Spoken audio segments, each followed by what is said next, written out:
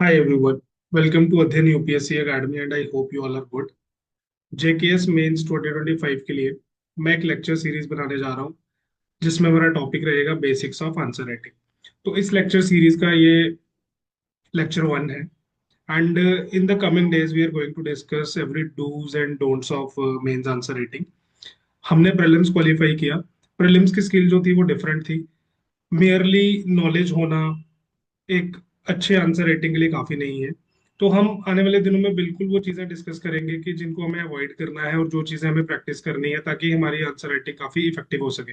अगर आप ऐसे एस्पिरेंट हैं जो बिगिनर हैं या फिर ऐसे एस्पिरेंट्स जिनको ज्यादा मेंस का एक्सपीरियंस नहीं है, जहाँ जिन्होंने काफी प्रैक्टिस नहीं करी है, तो ये जो लेक्चर सीरीज है ये आपके लिए काफी हेल्पफुल रहेगी।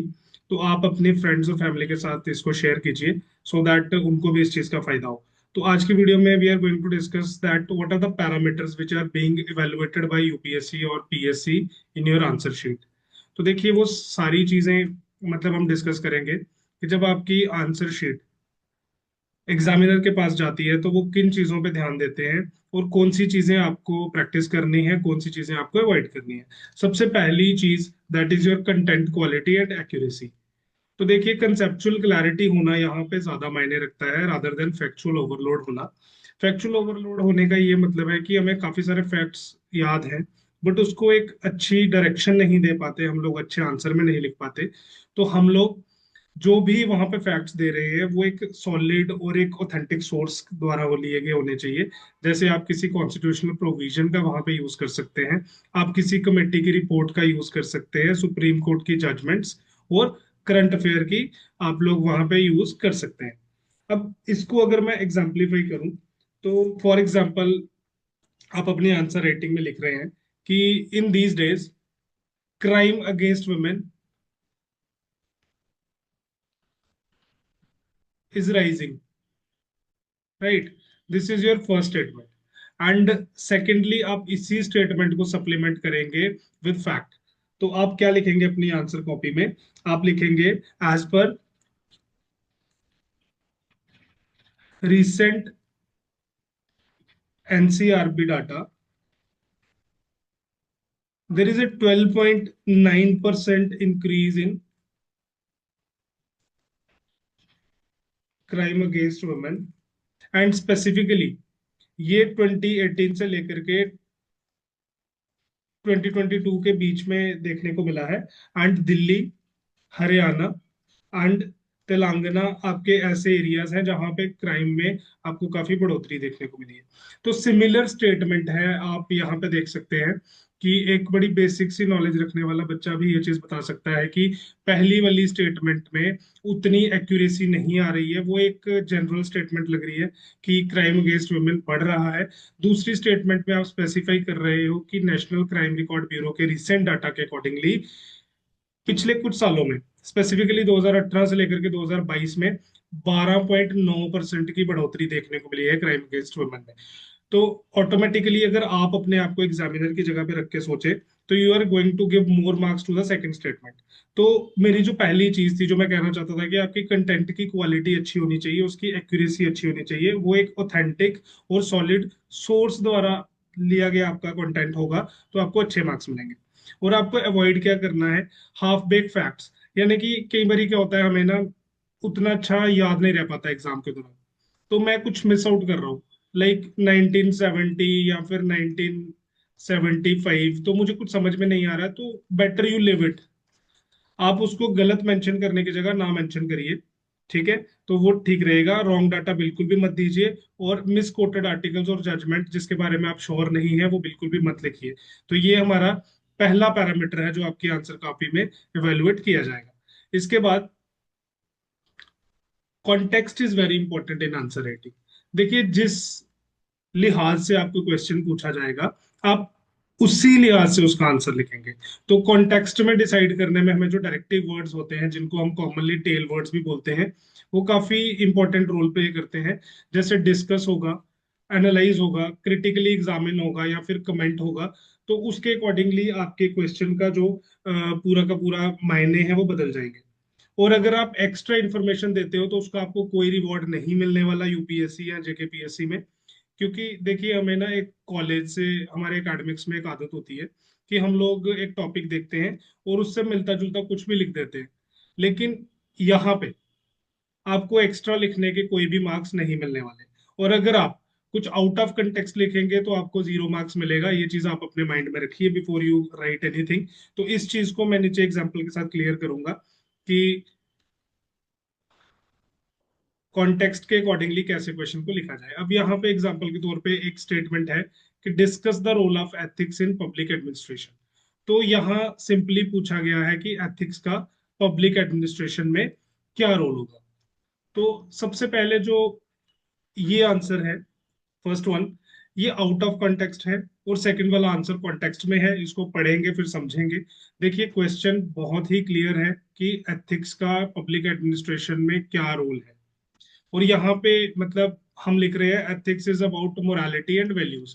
तो इस स्टेटमेंट में आप बता रहे हैं कि व्हाट इज एथिक्स, वो क्वेश्चन में बिल्कुल भी पूछा नहीं गया, तो ये आउट ऑफ कॉन्टेक्स्ट जा रहा है। Then it teaches people to be good. ठीक है, ethics actually teaches people to be good, but इस क्वेश्चन में ये चीज नहीं पूछी गई थी। ये भी आउट ऑफ कॉन्टेक्स्ट है, और काफी सारे फिलोसोफर्स एथिक्स की बात करते हैं। तो हमारा इतना कंटेंट जो है ये टोटली आउट ऑफ कॉन्टेक्स्ट चला गया, इसका आपको कोई मार्क्स नहीं मिलेगा। और in administration official should behave properly and honestly, तो ये चीज कुछ मतलब रेलेवेंट नहीं लगती है, इसकी रेलेवेंस नहीं बनती है। अब आप इसी क्वेश्चन का एक कॉन्टेक्स्ट बेस्ड आंसर पढ़िए। Ethics in public administration ensures integrity, accountability and public trust. तो आप और भी ऐसी वैल्यूज को मेंशन कर रहे हैं जो एक सिविल सर्वेंट की वैल्यूज होनी चाहिए। तो it guides decision making, it curbs corruption, against administrative action, aligns administrative action sorry with constitutional values and citizen welfare. तो देखिए इस तरह से आप समझ सकते हैं कि जो चीज आपको पूछी जाएगी, अगर आप उसी के लिहाज से आंसर देंगे तो that is going to fetch marks, otherwise आपको मार्क्स नहीं मिलने वाले। I hope this point will be clear. अब नेक्स्ट देखिए, you have to understand the demand of the question. ठीक है, जब भी आप किसी इशू को पढ़ते हैं तो उसको और इशू को समझना पड़ेगा, उसकी मल्टीपल डायमेंशंस के बारे में पढ़ना पड़ेगा, उसके सोशल इम्प्लीकेशंस, उसके economic implications, political, ethical, environmental. अब ये जरूरी नहीं है कि वो टॉपिक की सारी चीजें आपको एग्जाम में पूछ ली जाएंगी, राइट। अभी सपोज करो कि आप एक टॉपिक के बारे में पढ़ रहे हैं and our topic is urbanisation.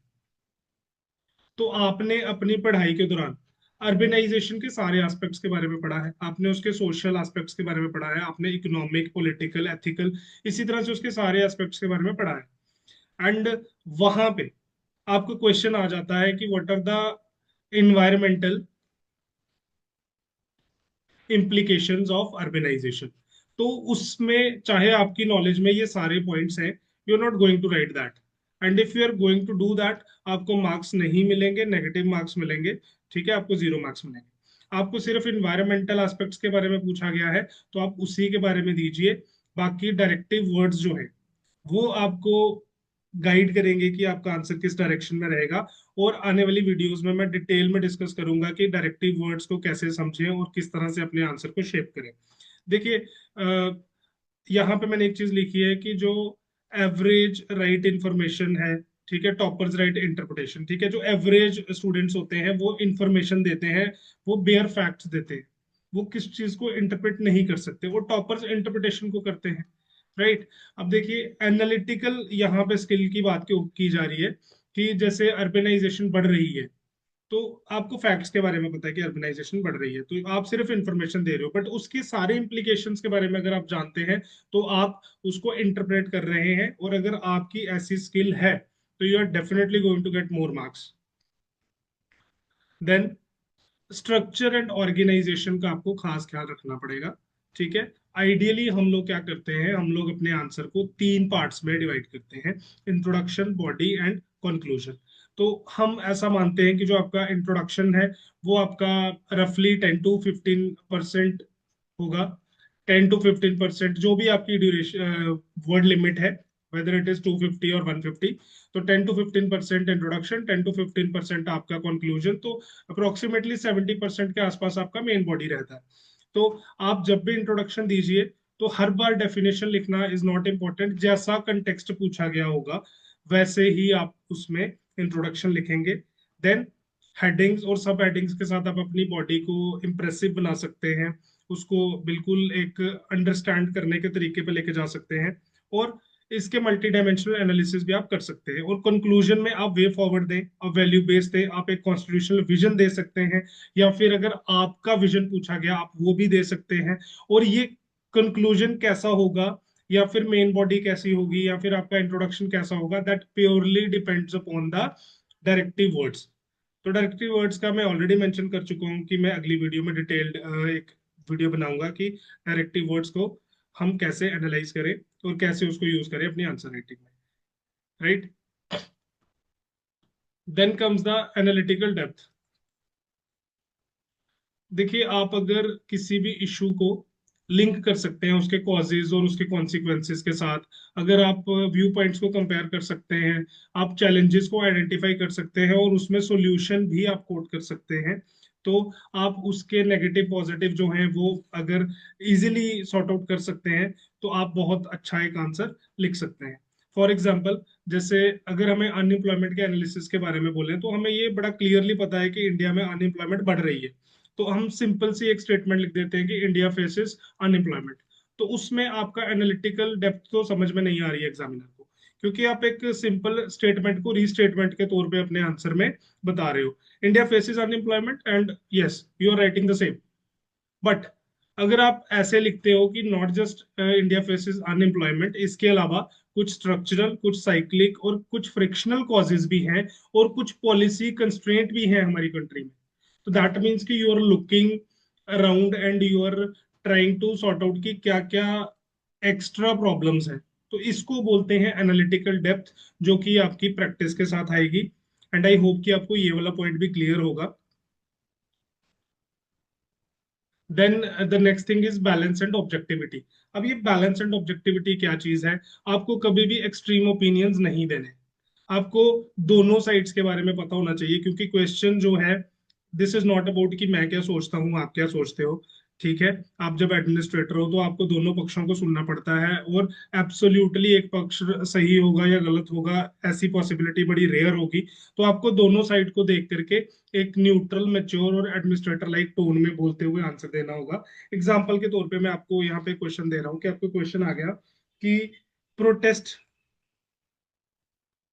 मैं सिर्फ पॉइंट्स को सिंपल रख रहा हूँ सो दैट कि मैं एक एग्जांपल दे पाऊँ, क्या प्रोटेस्ट जो है वो सही है या फिर गलत है।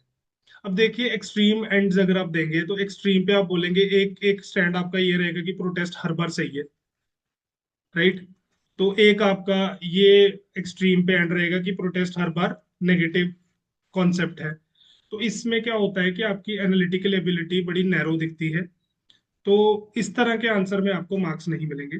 आपको प्रोटेस्ट की दोनों साइड्स दिखानी पड़ेंगी कि प्रोटेस्ट जो है, it is obviously constitutional right, तो उसमें क्या लिमिटेशंस हैं, किस दायरे में होना चाहिए, किस जगह पे होना चाहिए। तो आप दोनों साइड को पहले दें अपने आंसर में, एंड देन फाइनली एक कैलकुलेटेड मैच्योर आंसर दें, जिससे आपकी एनालिटिकल स्किल, आपकी बैलेंस और ऑब्जेक्टिविटी का एग्जामिनर को पता चले। देन उसके बाद है कि आप अपने आंसर में एग्जांपल्स कोट कर सकते हैं, केस स्टडीज को कोट कर सकते हैं, लेकिन अगेन इसके लिए मैं आपको ये चीज बोलूंगा कि जैसे पहले स्टार्टिंग में मैंने आपको एक स्लाइड में बोला कि ये सारी इंफॉर्मेशन और सारे केस स्टडीज जो है वो ऑथेंटिक सोर्स से होने चाहिए, और अगर आपको बहुत अच्छे से याद है तभी कोट कीजिए, वरना अपनी एग्जाम्पल बदल लीजिए, राइट। देन आप लैंग्वेज और एक्सप्रेशन पे क्या चीज एक्सपेक्ट करते हैं अपनी आंसर राइटिंग से? देखिए, हम कभी भी ये चीज एक्सपेक्ट नहीं करते कि हमारी लैंग्वेज जो है उसमें बड़े फैसिनेटिंग वर्ड्स हों, आप बड़े ज्यादा फ्रेजेस का यूज करें, आप बड़ी सिंपल सी प्रिसाइज और एक फॉर्मल लैंग्वेज का यूज करें, जिसमें टोन आपकी एरोगेंट ना लगे, और वो बड़े अच्छे से, बड़े आराम से आपके एग्जामिनर को समझ में आ जाए। जो हम डे टू डे लाइफ में जिस तरह से बातचीत करते हैं, like I am having conversation with you guys, और जिस तरीके से मैं बात कर रहा हूँ बस इसी तरीके से आप अपने आंसर में लिख लीजिए। आप टॉपर्स की कॉपी चेक कर लीजिए, बड़ी सिंपल भाषा में लिखा होगा। तो हमें उस तरह से लैंग्वेज मतलब अपनी देखनी है। हाँ, एक चीज का आपको ख्याल रखना है कि आप ग्रामेटिकल एरर्स जो हैं वो मिनिमम करिए, आपकी बेसिक ग्रामर में गलतियां नहीं होनी चाहिए। अगर ऐसा होगा तो आपके मार्क्स कट सकते हैं।